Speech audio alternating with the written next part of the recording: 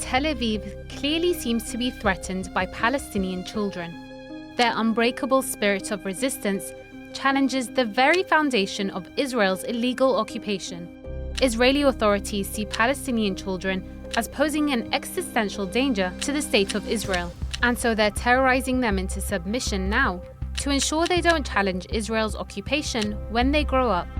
Israel is currently the only state in the world that systematically prosecutes minors in military courts.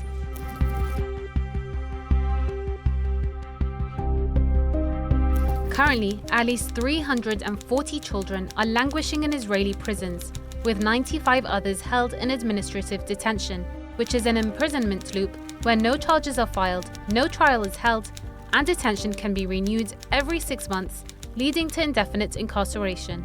The most common charge, stone throwing, which can carry a sentence of up to 20 years.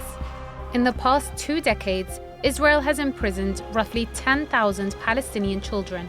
This means that each year, Tel Aviv detains and prosecutes between 500 to 700 Palestinian minors.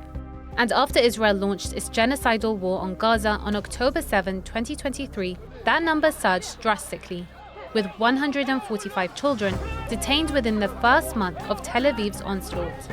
Israel's brutality towards child prisoners also took a sharp turn. اختلفت معاملتهم كلياً بعد 17 صاروا يتعاملوا بوحشية وبشراسة، تعذيب نفسي وتعذيب جسدي وتنكيل ونقل من سجن لسجن. Under Israeli occupation, Palestinians are governed by different laws depending on where they live, but one context is shared. They are all victims of an oppressive system that deliberately targets minors. Palestinians in the occupied West Bank live under Israeli military law, which has long allowed the arrest, prosecution, and incarceration of children as young as 12 years old. Palestinians in occupied East Jerusalem are governed by Israel's legal system, or common law.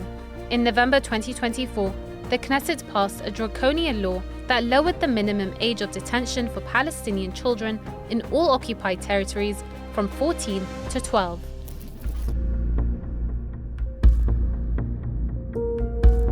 We all know Israel hasn't upheld international laws in Gaza, where it has killed and maimed tens of thousands of children since October 2023. So it's no surprise that Israel is breaking more international laws, including children's rights treaties, by subjecting Palestinian children to imprisonment coupled with physical and psychological torture. The abuse begins even before a minor is taken to prison. Israeli forces regularly conduct violent night raids where vulnerable Palestinian children are yanked from their beds at home and beaten.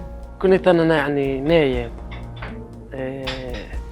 صحيت على أعضاء صوت يعني هم بيضربوا فيي وكنت وصلت أضل خايف وهيك وأفكر فيه كتير. Children are taken, then interrogated while sleep deprived and disoriented.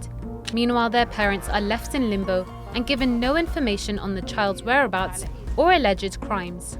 Article 37 of the Convention on the Rights of the Child states no child shall be subjected to torture or other cruel, inhuman, or degrading treatment or punishment. Yet extensive reports and testimonies confirm that torture and cruel, inhuman, or degrading treatment is rampantly practiced by Israel. يخوفونا يهددونا التفتيش العاري كان في تحرش بنت تطلع عزل تنزل مشلحة حجابها. A 2023 report by Save the Children revealed that most detained Palestinian children endured physical and emotional abuse. 86% reported being beaten, 69% were strip-searched during interrogation, some children reported sexual violence and abuse, and 60% were held in solitary confinement. Former child detainees testify that conditions in Israeli prisons are horrific, marked by overcrowded cells, limited access to sanitary products, and virtually no medical assistance. Solitary confinement is just one of the many prohibited tactics of repression used by Israel. Ahmed Manasra was 13 years old when he was arrested in 2015 and remains in prison to this day despite no evidence proving him guilty of a crime. He has spent over 3 years in isolation, developing severe mental health conditions, including schizophrenia and depression. As a young boy, he was subjected to cruel interrogation without a lawyer present, in clear violation of yet another international law.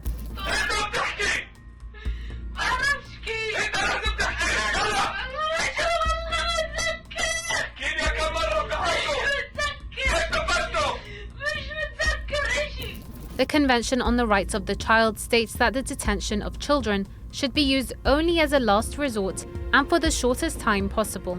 However, Israel routinely violates this principle, using administrative detention to imprison minors indefinitely. Under this system, Israeli forces detain individuals based on undisclosed, classified evidence, leaving detainees and their lawyers unaware of the allegations against them and unable to prepare a legal defense.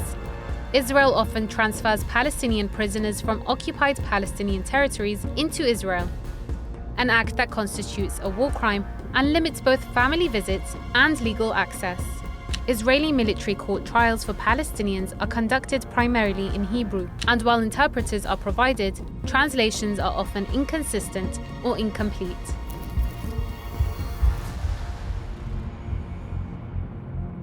The abuse doesn't end once the child prisoner is released. Whether incarcerated for months or years, Israel ensures that the cycle of repression continues, instilling fear in young Palestinians for years to come. After his release during a prisoner exchange, 14-year-old Ahmed Salaimi was eager to be reunited with his friends at school in occupied East Jerusalem, only to be denied entry.